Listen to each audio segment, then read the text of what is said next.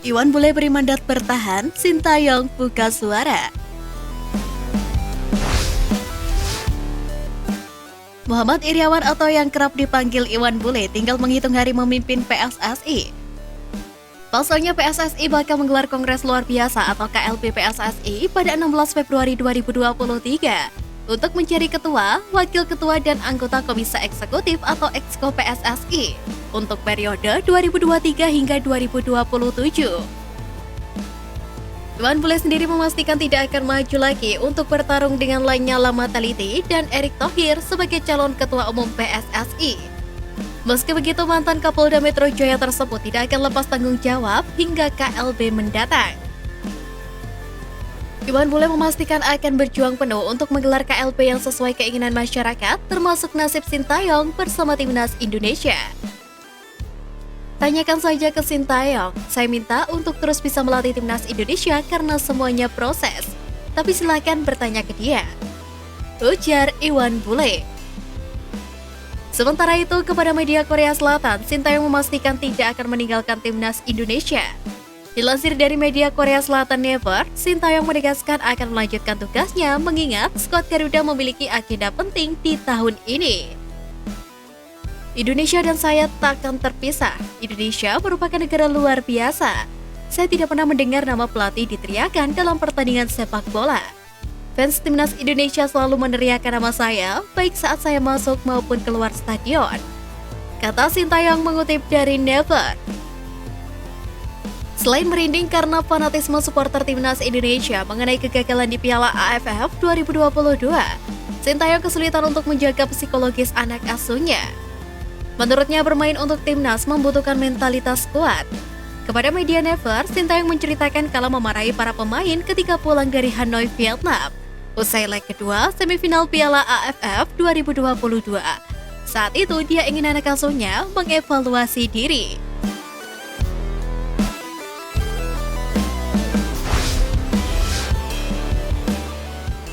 Evaluasi Sintayong untuk Timnas Indonesia di Piala Asia 2023. Pertama, memaksimalkan pemain naturalisasi. Di Piala Asia 2023, Timnas Indonesia hampir dipastikan kedatangan Elkan Bagot dan Sandy Walsh yang absen di Piala AFF. Selain itu, masih ada nama Zain Patinama yang tinggal menjalani sumpah WNI. Selain mereka, masih ada Jordi Amat, Mark Klok, dan Ilyas Pasojevic. Jumlah ini telah mencapai separuh dari starting 11 yang siap diturunkan. Jika mampu memaksimalkan pemain naturalisasi tersebut, bukan tidak mungkin Sintayong mampu berbicara banyak di Piala Asia mendatang.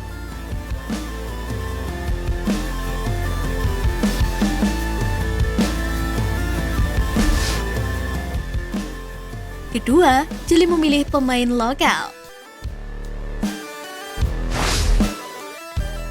Sintayong harus jeli memilih skuad lokal yang mampu mengimbangi para pemain naturalisasi.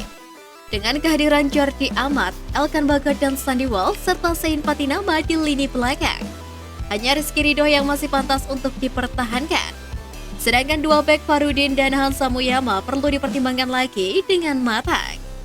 Begitu halnya dengan lini tengah dan juga penyerangan yang perlu memiliki pemain matang seperti pemain keturunan.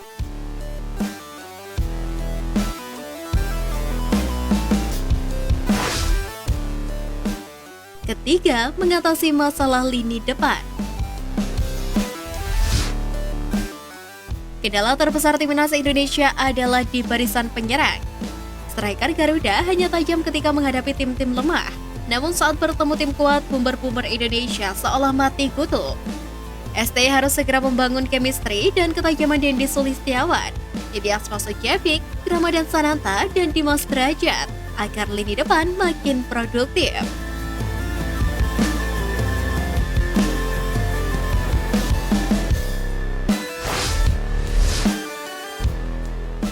Wonderkid Timnas cetak gol cepat, angin segar Sintayong datang.